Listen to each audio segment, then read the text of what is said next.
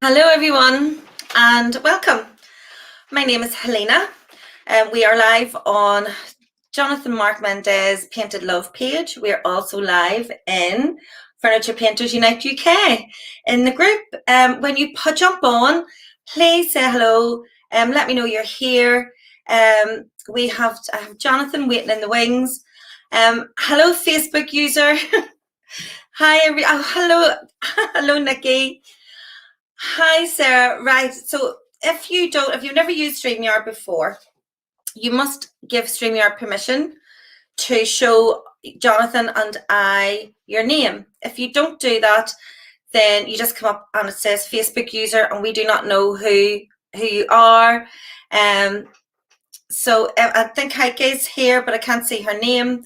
So if you want to pop out, and at the top of this post, just give permission, and we'll be able to see who you are.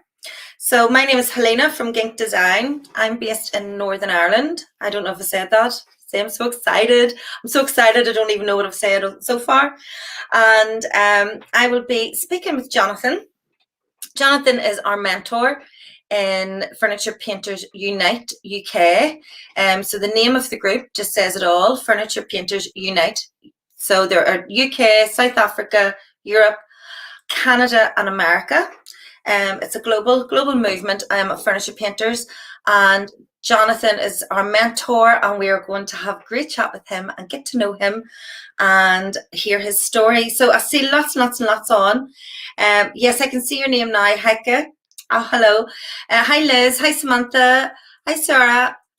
So if you have any questions, if you want to leave it to the end, but we're going to be doing chat, and then at the end we're going to be doing questions. And if you post them now, they will get lost because StreamYard doesn't allow you to scroll and scroll backwards. So hi, Tracy. Right, here we go. Hello, Jonathan. Hey. Hi. You all right? So whoever is confused, yes, you are just Facebook user. So there's lots of people on. Hi, Emma. Hi, Ada. Hi, Samantha. Hi, Nikki. So there's lots of people on. Thank you so much, everyone, for your support. I can't see the comments either, so I won't be saying hi to everyone. Hello. Can you not see the comments? I don't know if I can. I don't know if it does allow me to do that. I don't think it does because I've done it before. I don't think it does. So I'll let you do the. It's good for me because everyone knows I'm dyslexic, and I do read the comments so very wrong. So well, then you talk and I'll read. How's that? I'll tell you who's here. Hi, Primrose. Primrose is here. Hi, Roberta. Hi, Sarah. Hi, Sarah. Thanks for joining us. So Nikki Hanan from Drews on Home says, "Well, hello, Jonathon, my hero." Oh, that's very kind. And he is a hero, and all heroes wear red. Yes. I wore red especially for the girls in Furniture Painters Unite. Now the girls will know why I'm wearing red. I'm not going to say no more. Very good. So the reason for this, Jonathon, is I know you quite well, but there's a lot I don't know about you. So with COVID, there has been, hi Julie, there has been a huge influx of furniture painters, amateur and professional, and you have been in this business a long time. You're very successful, and we would all love to know more about you. So my first question to you is, can you please tell us where it all started? Oh, right. So like most, my journey started with a back problem. So I had surgery on my back, and the surgery led into a long recovery time. And as I was recovering, my best friend took me to my local Annie Sloan stockist. I didn't know it was an Annie Sloan stockist. I looked around all the wonderful giftware and stuff and found this can of paint and said, oh, when I get better, I'm going to paint something, which I bought one can of old white and 0 wax and went home and said how dreadful that paint was and didn't really realize that you needed the wax to finish it. So my journey started just like that, and little I know that it would go like a snowball at the top of a hill. So yeah, making a mistake at the beginning really kind of fed well into me as I went through. So it started with one can of paint, no wax, but I stuck with it. And that's one thing that I would say to any furniture painter. You only learn by mistakes, don't you? So that's where my journey started, with that product and that paint. And I, like most, I painted from my kitchen, my driveway, my garage. Everything was, you know, covered in paint in the house, and I loved it. And originally I did start painting because I just loved it, and then I did sell furniture from before Marketplace. It was local selling sites on Facebook, and I sold a few pieces there, and that was it really. And then there was a huge interest, which we'll probably talk about that as we go through. But yeah, that's my beginnings of my journey. Very good. And one of the questions from one of the members, so you started with your tin of paint from Annie Sloan, who at that time then she was the leading chalk paint, Yeah, if not the only one, probably. yeah. I mean, there was one of the two others. Sorry, one of the questions was how did she find you, or how did you come to her notice? Right. So at the time, I decided to share. I found a Q&A forum, much like our, you know, our Furniture Painters Unite group. This forum was Annie Sloan Q&A, so it was only specific for that one brand. So there was something out there, whereas our platform, the one that I'm a mentor of, Furniture Painters Unite, all of the above, that's for anybody and everybody. Everybody's welcome. But this was specific for that. And I was sharing my projects. I was just kind of painting something and pinning it. And then there was quite a bit of attention. And then Annie privately messaged me. And she said, oh, this is really interesting, gave me a bit of advice, talked about what my style might be. And but I was sort of, like most, a bit like you actually, grab a bit of everything. I wanted to go at everything, all the different styles. I wanted to have a go. And I think it probably threw her a little bit with me, because she could, but I wanted to have a go at everything. So I just kept on sharing it on this one. It's Annie Sloan Q&A forum. And they were just really popular. And then I kept on thinking, right, well, how do I draw more attention? So I'll do something really wacky, or, you know, hand paint something on there. And it just drew massive attention until Annie was corresponding with me directly for quite a while. And it would always push me in different directions. So yeah, that's really cool. That's like the Queen just sliding into your DMs. Well, for us furniture painters, that's exactly what it's like. She's never slid into my DMs, but if she did, I would be like, I'm sure she will at some point. She does. You know, she's got an avid eye on what talents happen where. And, you know, because of her creativity, she's always looking out for other things that are really unusual or different. Do you know what I mean? So yeah, she's always there looking, and she still looks at my work now. And I was only messaging with her just the other day, and you know, she's fabulous. I mean, she started the movement. Let's say, you know, between her and another person that I take lots of inspiration from is Jocasta Innes. She's no longer, but they were both writing books at the same time, her and Annie. So if anybody wants to look at old painting techniques, they're the two I would look for. very good. Facebook user says she's in my DMs, Helena. I have no idea who that is, but thank you, Facebook user, for telling us that. We have hello from Florida. We have hello from Portugal. So lots of people saying hello. So then you became. I actually really say everybody. I've been so busy today. So you became Annie Sloan's painter in residence in 2017. That's right. That's right. And tell us what does that entail? So I'll go back to the story of how it happened. So the journey led to me doing lots of crazy things with paint, and I don't really want to say this, but Annie actually said to me, I do this scheme, and it was about pinning me down to a style. She said, you're really wonderful and I'd like to use you, but I've not yet seen your style. So I saw that as a negative, but actually in hindsight, it was a massive positive, because it really made me focus and think, right, what do I want to get out of this, and how do I want to work with this brand? So, and interestingly, the work that I did for Annie is probably not per se my style. If you go back and look, it's very different. And weirdly, I've been doing something very similar again for Annie at the minute, which is top secret, which is behind the camera and I can't show you. But yeah, so that's kind of what happened. And it kind of allowed me to think creatively in a different way. And soon enough, she'd changed her mind. She was like, we do want to use you for painter in residence. So initially she was kind of saying, I don't think you've quite got it. And I took that on the chin and thought, I will make you want to see what I've got from her. And it worked. And I think I'm eternally grateful for that, because there's nothing like somebody pushing certain buttons to make you reach further. And that really works for me. And I'm truly grateful to Annie for that. And the journey to painter in residence was amazing. So the actual painter in residence, how that works, a lot of people think that I did my work with Annie for a year.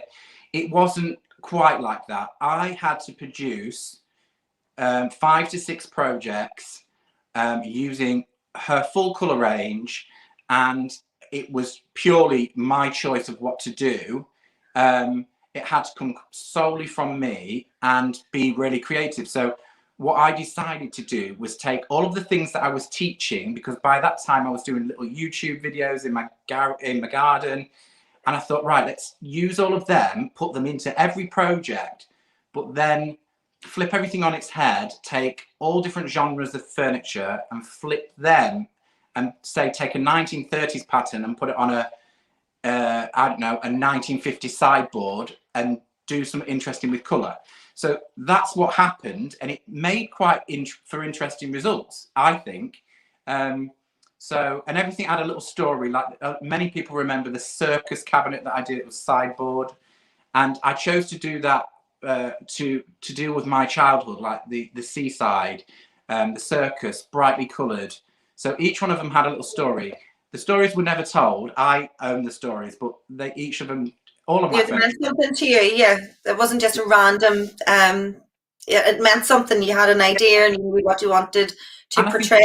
I think it shows in the pieces of furniture, especially another thing that I do quite well, without patting myself on the back too much, is tell a story in my photography work. And it's not the done thing, because there's lots of lovely ways of staging in a more formal way to sell. Yeah.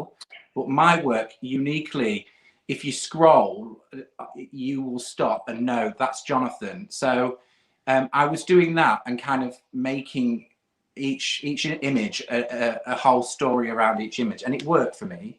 Yeah, I think it works very, very well for your pieces. My pieces being staged are just white, just very, very, because my pieces are very busy. So, but your pieces, I love them, because every time I see a piece and I know it's yours, I just straight away I have a space in my house where I look at it and I go, oh, that would be lovely in my corner, because you've staged in a corner with some, it's very, very clever that way. You have a fantastic eye for photography.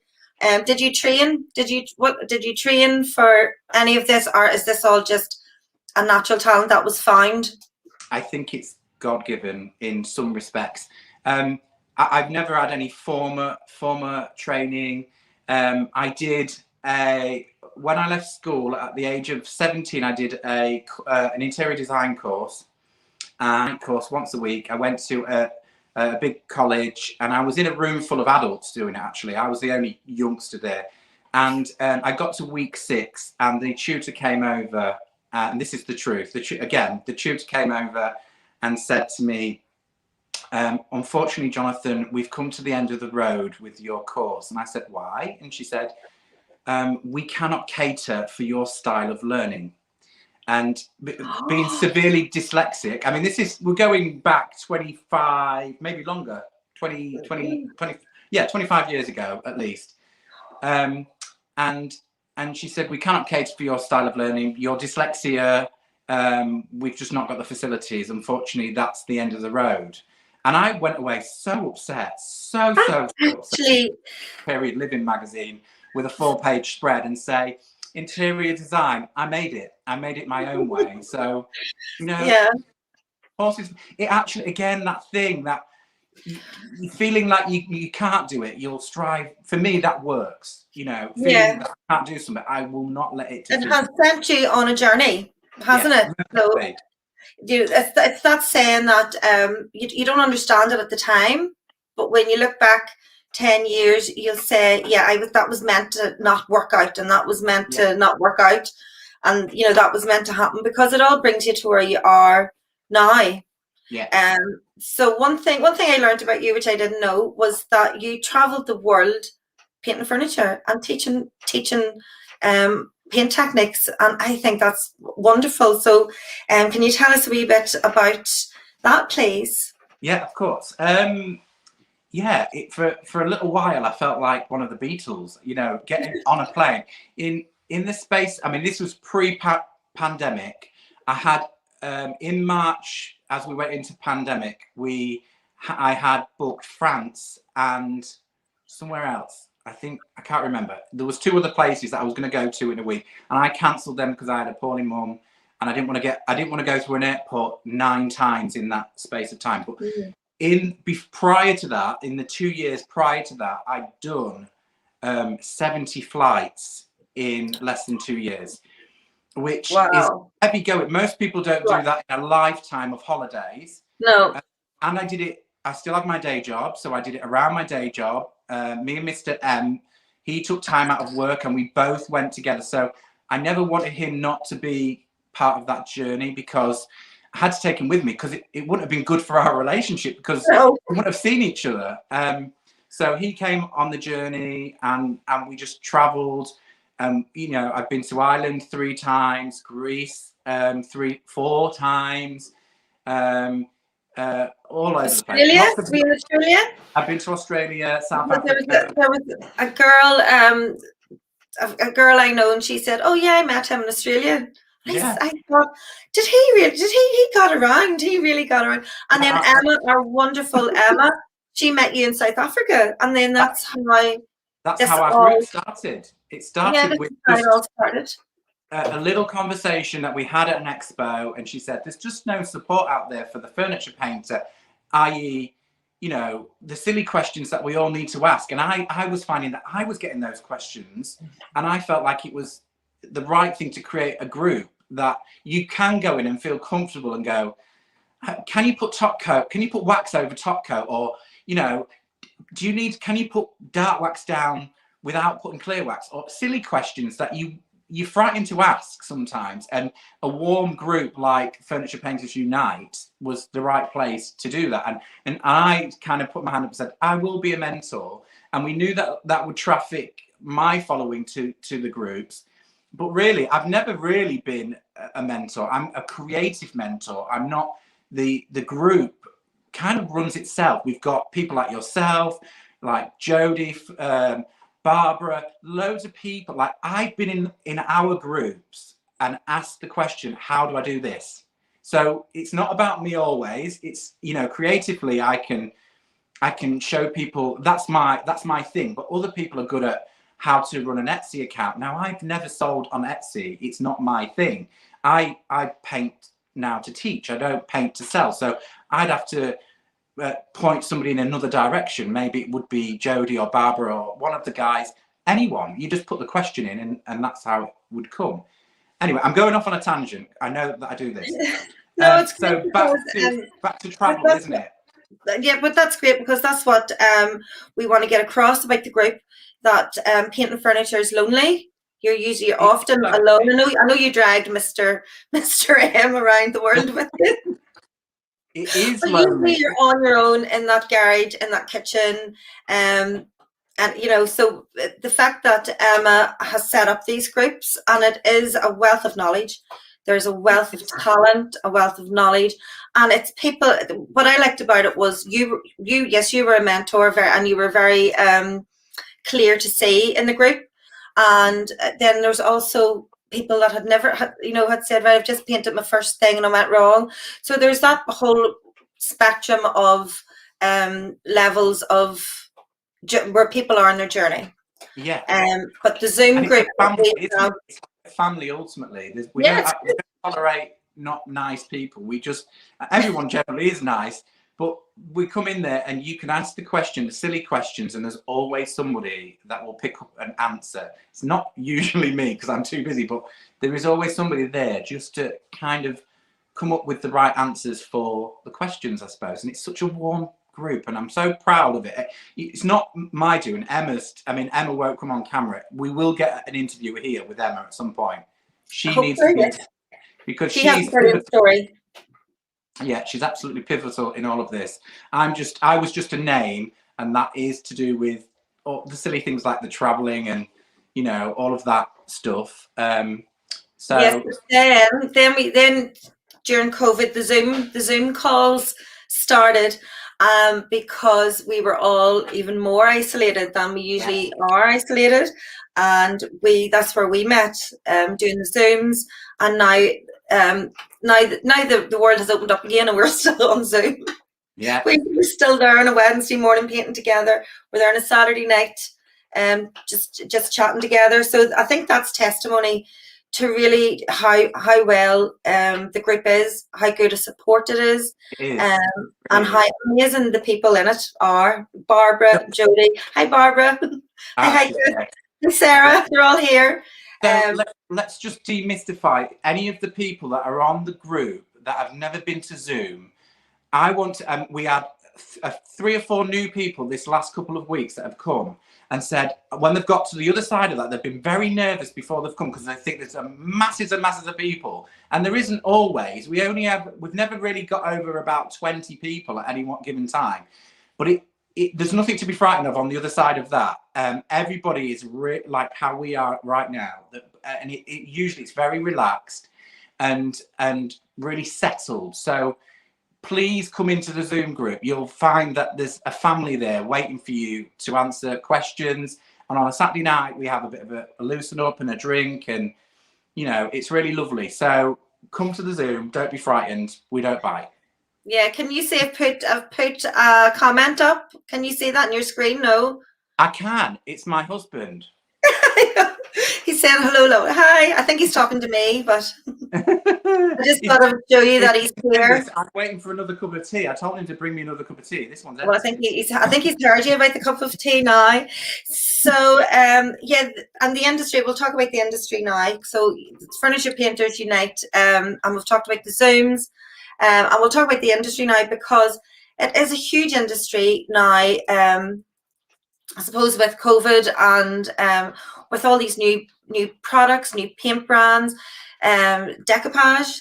So it's a big industry and it's growing and growing because it's getting easier and easier to produce lovely pieces of furniture. So it's very it's an industry that I'm not saying somebody with very little talent, but it's an industry that everyone can go in and Yeah. try it. Something for everybody in furniture painting or I won't say painting because it's not always about painting now, is it? It's No. about, let's say, refinishing, furniture refinishing. Yes, we'll go refinishing, and then because there's TikTok, there's I forgot. Oh, there's TikTok and Pinterest. What else is new? I suppose Instagram is pretty new. Yeah, I mean, when I started, there was no Instagram or stories or all of the shorts on Instagram. On YouTube, that's a new thing. Shorts. There's loads of new things that you can do to get your face out there and known for what you do. There's loads of stuff. Too much for me. I don't love social media, believe it or not. I struggle with it. And interestingly, in my break, many people will know that I've had some time off due to losing my mother. And in that time, I went to quite a dark place, and I spent a lot of time looking at social media and comparing myself. And the industry's moved so quick, and all of the different platforms have moved quick. I mean, TikTok's not for me. I talk too much and I take too long. But yeah, watching that all change, and social media is designed to pull you in a little bit. And for me, I felt like I might not return to this because I felt like it had swung past me, and I felt a bit low anyway, and thought, have I got anything really decent to bring anymore? And yeah, a couple of friends have helped me along and said, no, you've got your place here, and you need to be sharing. And I've changed my thought set, and my direction is going to change for what I do in the industry, I think. So yeah. Yeah, because I think you're definitely needed, and if you were feeling that there was no place, but then you had to step away because your mum was so ill. It wasn't as if you were just saying, "Oh, that's not for me anymore." So to come back must be difficult, and nerve-wracking to come back. But then I hope that you've seen in the short time that you have been back that yes, it has moved along, but some things are just the same. Yeah, I have, and what I've mostly learned is the love and support of my following, and the encouragement and from friends within the industry. Again, my Zoom family in Furniture Painters Unite. Initially, I was at such a dark place a few months, probably about from Christmas onwards, and there's other personal family issues as well that I had to deal with at that time. It was really tough. And you all supported me, and it kept me going. It kept me connected, I suppose, to other people that were the same. I'd almost reeled back to the Jonathon that begun, in 2000, I think it was 2014 when I started. And I felt a little bit insecure and like building myself back. And yeah, so I'd gone back, and the network, which wasn't there then, was there. So that really helped me, and decided to have a rethink of how I would move forward. Yeah, and how are you going to move forward? Are you allowed to say? Is it all top secret?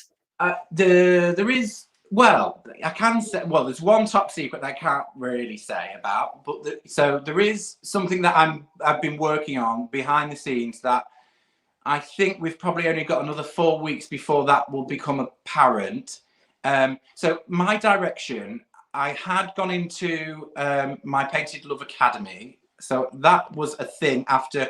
So what we found is I wanted to get away less from traveling, because as somebody that upcycles furniture, I have I kind of feel like I'm recycling, I'm saving from landfill. But to get on 70 flights is not good for the environment. So that's why I created the academy, which meant that I could sell video footage of what I was doing all over the world. So that happened, and it was very successful. But that became such a mammoth workload, and it was I was losing my creativity. So I was finding that I was trying to do everything to direct people to that, and I wanted to get my creative freedom back. So I've kind of temporarily canned the academy, which was hard to do, and it was at a time when Mum was poorly, and I had to just find some sort of solace somewhere. So I canned that. I'm never saying never that won't come back. It might come back in a very different way. I'm heading towards YouTube again, which is where I began, and I'm really loving that. So I'm gonna do some nostalgic things like film in the garden again, because that's what I did way back in 2004. Yeah, that sounds lovely. Yeah, that sounds lovely, and it's very. I think it's going to be good, because more and more of us live online. More and more of us. When we have a question or a query, we go online, and as you say, YouTube, you go in and you say how to do a marble effect. And then you'll watch, or how to do a paint pour, how to do. So there's a question here from Jeanette Ann from Tunis Attic, and Jeanette says, if you were to start painting now, would you do anything different to get your work known? So if you were new now, how would you get seen? I wouldn't. What would you do? TikTok? You would have to do TikTok. I wouldn't do TikTok. I don't think I would do anything different per se, because it just wouldn't be me. I think I would definitely do the imagery. For me was really important, although that we've moved beyond the imagery. There's my husband with a cup of tea. You did see it. He was bringing it in the. Thank you very much. So yeah, I'm all about a good image, although we're all about video now on most of these platforms. So maybe I would be doing a bit more video, short videos to get more. But I don't know that I would have gone down the whole route trying to create a brand of myself, because that's what happened. I ended up Yeah. becoming my own brand, which is really weird. I just think it's really important to enjoy and love what, that's where I want to go back to, you know, enjoy what I create. Yes, I want to earn money from what I do, because unlike like the girls all went mad at me the other day. I sold one of my pieces of furniture for £60 and they was like, what? And the reason, and it's naughty of me, but I can't have my workshop full, and I'm not a painter for sales of furniture. So that's why I don't answer those questions in the group. I'm a furniture painter that teaches. I'm what I call it is a techniquist. That's the word that I use, but I plant seeds in people's brains. So I will come up with an idea and then watch it grow, and that fulfills my soul massively. Okay. So that's what I'm all about, and I will carry on doing that. That's why I'm going to reel back to being on YouTube and things like that on the free platform, so everybody gets a chance to see how I create. What I might do to just cover my costs is, well, I'm already doing, is have a lot of affiliate marketing associated with me, so brands can I can use products, and then there'll be affiliate links in those videos, so if anybody wants to use to help my revenue. So when everybody, many people will know how that works. You click on it, if you buy, that helps me get a kickback. And so that's how I'm going to get paid from my job, I suppose, if you want to call it a job.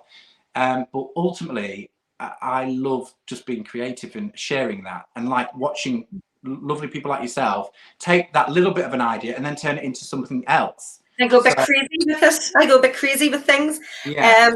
And then what people watching need to know, which I didn't know again, was that you still have your full-time job. You still have your 9 to 5 full-time job that you do on top of all of this, which I think is amazing. I think it's amazing to juggle all that you do juggle. Liz Detroit says, by sharing your talents, do you feel you're helping to saturate the market? So that would be if you're, teaching on YouTube for free. Is it going to saturate? Is there going to be too much of it on the market? Too much of the same? I guess. I don't know. I probably would disagree maybe with saturating the market, because it's horses for courses, isn't it? Somebody will either like that, or it's a bit like anything. If you don't like a post, you scroll on by it, don't you? So if you put also you can buy Annie Sloan's technique books. So it's like saying, those books are out there, but the market's not saturated with. I'm trying to think with her frogging or with her. It's not. So I guess it's the same sort of thing, really, isn't it? It saturates the market. I think it just gives people more of a choice, and ultimately they'll either. I mean, I have lots of people saying, "Oh, it's so good to see you back. I love what you do." But there'll be many people that won't like what I do, and they won't follow. They won't do that. So it's just giving people a choice to have what they like, I suppose. And I think more educational stuff out there, the better, because if I want to learn something, I go straight to YouTube, or I'll go to one of those learning platforms. But and that's where I learn. And actually, I recycle those ideas. So many of my ideas will have come from books like Annie Sloan, her ancient books that she had out years ago, or Jocasta Innes, a lot of those wall finishes like rag rolling and things like that, they're all incorporated into how I paint. So I just take little snippets, recycle them, make them my own, and somebody will do that of mine. I've seen it. Nick, for example, Nick in the group, he was part of my academy. We call him the Rustinator, because he took my rust technique and he made it his own. He did rust much more than I've ever done it. And he does it. He does it fabulously. He does, and he came to me and said, "Can I do a tutorial on?" I mean, he asked permission because he signed terms and conditions in my academy, and I said, "Nick, you own it. It's yours." So Yeah, and he's done it his own way. He's not done it the way that I did it. He's done it his own way. So again, that seed that's planted, he's made it grow for him in his own way. And now, I mean, look, he's an ambassador of Mint by Michelle. He's doing his own thing. He's grown. Yeah, And we did Grand Design together as well. So he, you know, he's on his own path as well. So yeah, it's good to watch people grow. That's what I love. Yeah, and you could, because you've said these are all your past students of yours that have all done extremely well. But when I look at his work, I wouldn't say, oh, he's a past pupil of Jonathon. It wouldn't, because it looks, well, unless Jonathon has skulls everywhere and no, so he made it his own. And ultimately, the academy, when I did that, it's sad to talk about it because it's no longer active, but it was a 6 weeks course where there was 6 very different tutorials, plus there was others that sat around that.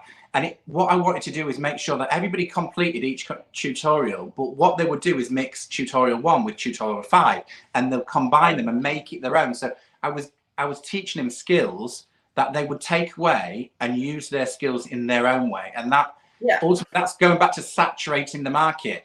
You might see me do wet distress on one thing and color blend on another, and then you might think, right, well, I can color blend it first and then wet distress it. So you know, that's the idea. Give lots of ideas and then make them your own. Yeah, because I think one of the hardest things is to find your style. You know, it is to find it, and I'm still at that stage where I am trying everything, every product on the market, every brand. But yeah, because I like doing different things and I get bored quite quickly, so I like to try new things. But I think that's one of the hardest things, is to try and find what you're good at. Like Heike is on here, and her old world finish is just beautiful. Her patina work is just beautiful. I've put a message up on your screen. There's a message for you. If you can see it, it's from Colour Me KT. Oh yeah, we missed you, Jonathon. Yeah, and it says we missed you when you were gone. I really would have loved to have come to the convention as well, and it just wasn't to be. There was too much happening for me. I was asked. I initially really wanted to go, and then Solly Joe from Posh Talk Interiors, Would You Bends, she begged me to come along. She absolutely begged me. She said, "Please, you can stay in my room. Come with me." And I think she just wanted to have some fun, and I would have loved to have met you in person. And yeah, we did have lots of fun. It was just amazing. It looked amazing, didn't it? It was amazing. Yes, it was. It was. And I noticed paint stock is back as well. Yes, that's right. So I don't know how much I can say about that. I know things. I know things. I've seen it advertised, and I've been and done it. I did it the first one that I did, and I'd be really happy to go back to that because that was amazing fun as well. Well, somebody's saying good morning to you. It's Michelle from Mint by Michelle. Good morning, Michelle. Because you're one of her brand ambassadors, aren't you? Yeah, I'm still a brand ambassador. Michelle, we had just spoken about that. Yes, so paint stock, I don't know how much I'm allowed to say, but it is happening in, can I say the month? Oh, I don't know. No, I don't want to say the month, but it's happening in the middle of the year, next year. Oh, good. That's all I can say. I like a summer event. So, yes, the summer event. It's going to be a summer event, and I can't say anything else about it, right? I can't say anything else, not my place. But then the PBA 2022 is also going to happen, and I think it's going to be again the first week of September, first weekend of September. So that's a Painters Business Academy is definitely going to happen again, because it was such a success, and it will, I think, be, if Kate's still here, she can correct me, but I think it's going to be the same first weekend or second weekend in September. Sarah Jane from Liberty James Studio says, please come to Paint Stock, Jonathon. Liz says, Helena, spill the beans. Liz, I can't spill the beans. It's not. It's not.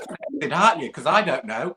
We said half a year next year. I think we maybe said too much. Oh my goodness, we've been talking for 40 minutes, right? We need to move to the next 40 minutes. Ooh, right. So the next, what was it said? Right. So it's what have we covered? Your journey, where you started, that you took a break and now you're back, and did we cover what's in the future for you? We did a bit, didn't we? Yeah, YouTube. I'll fringe on that. So I'm back to YouTube. I'm going to focus on that, I think. And so any of my followers that are looking for me on Facebook, because I was really prevalent on Facebook, head over to YouTube, like and subscribe, hit the bell button or whatever, however that works, so you don't miss out. I'm going to be pumping lots of content there. I will be doing lives on my Facebook. And the other secret thing, which will be announced in a few weeks, how can I say? There is going to be, I'm sure I can get away with saying this, there is going to be a Jonathon product. That's as much as I can say. Ooh, a Jonathon product. Well, I'm not going to guess, but I could guess. But I'm not going to say it. Obviously, it sits with all brands. It's not inoffensive to everybody can.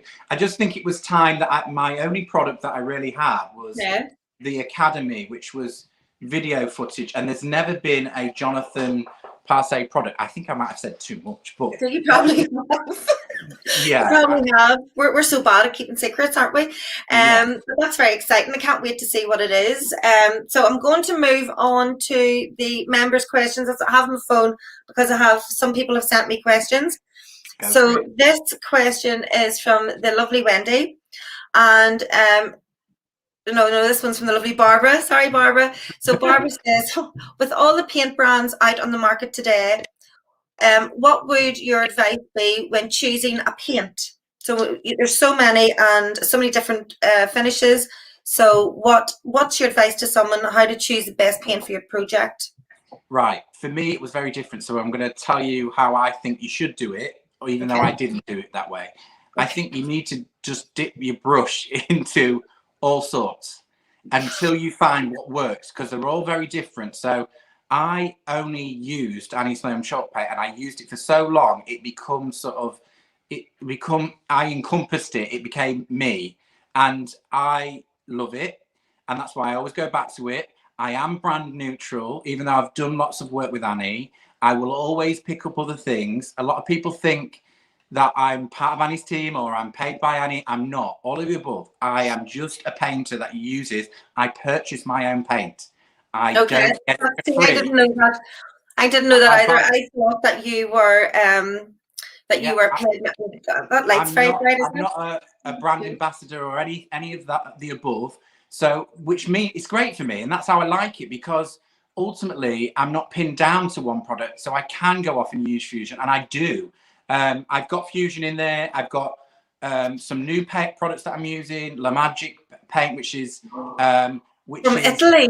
From Italy. So they've sent me the full range. I've already had a go of it, and I love it. So my advice is try everything until something feels right. They're all very different. Do your research and buy until you find what's comfortable with you. And each paint gives different finishes. That's what I think. If you're going for that sort of more smoother finish, then maybe you would try something like Fusion, some sort of self-leveling paint. I like Annie's paint because I do lots of textures and interesting things. So I sometimes think also the piece of furniture that you're working on dictates what paint to use. So if it's something that's got loads of carvings on it, then you really want to chalk paint that. Well, I do anyway. That's how I think. Somebody else might look at it and think Fusion, or but I look at things with carvings and I just think, oh, layer chalk. So I think sometimes also the furniture dictates. Yeah, or if you're not very good or frightened of distressing techniques, then use milk paint because it does it itself. So there's just a bit of research. That's why, again, going back to YouTube, and Pinterest, they're really good places to source ideas and learn about the products before you go, because it's expensive. It is expensive if you get it wrong. Yeah. The next question is, what is your favorite paint technique? Oh, I have lots. Paint technique. I just love, I call it faded grandeur, sort of chateau chic. I just love anything that looks absolutely worn and aged in a very natural way, in a sympathetic, natural sort of aging. So I use a lot of wet distressing. I use water with chalk paint, and I use that to kind of knock back the paint rather than scratching it with sandpaper and you get those scratchy lines. I hate that. So I use quite a lot. That is probably, I mix a lot of water with chalk paint and it makes it really unstable, which is kind of Nice. it's my thing. It's kind of nice. You don't know what's going to happen. It's not predictable. And also, do you favor any particular paintbrushes? Do you favor round or flat, or what's your favorite brush to grab?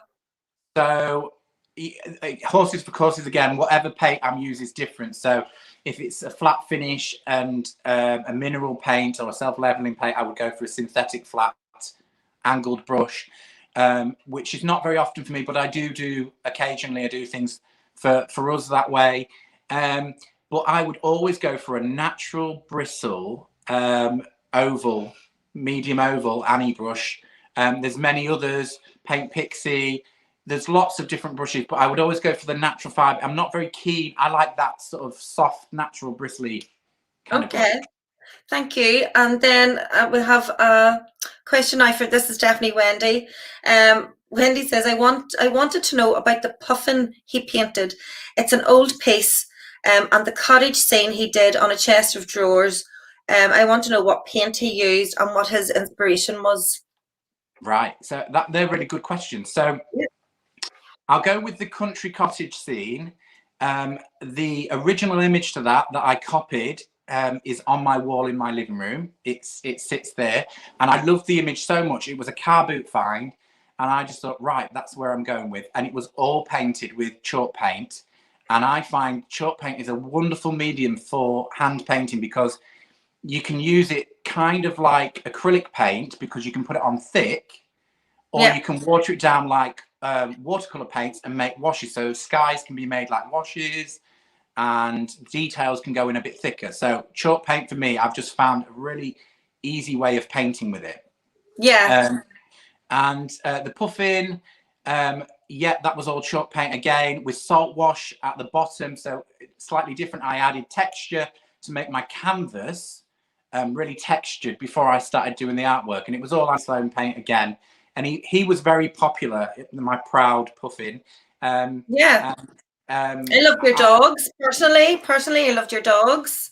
Yeah, a lot of people love the dogs, and there's a big love for the dogs anyway, because dogs are very popular anyway. So yeah, they probably my favourites, all of them. The chest of drawers with the country scene still lives with us. The puffin, he flew away.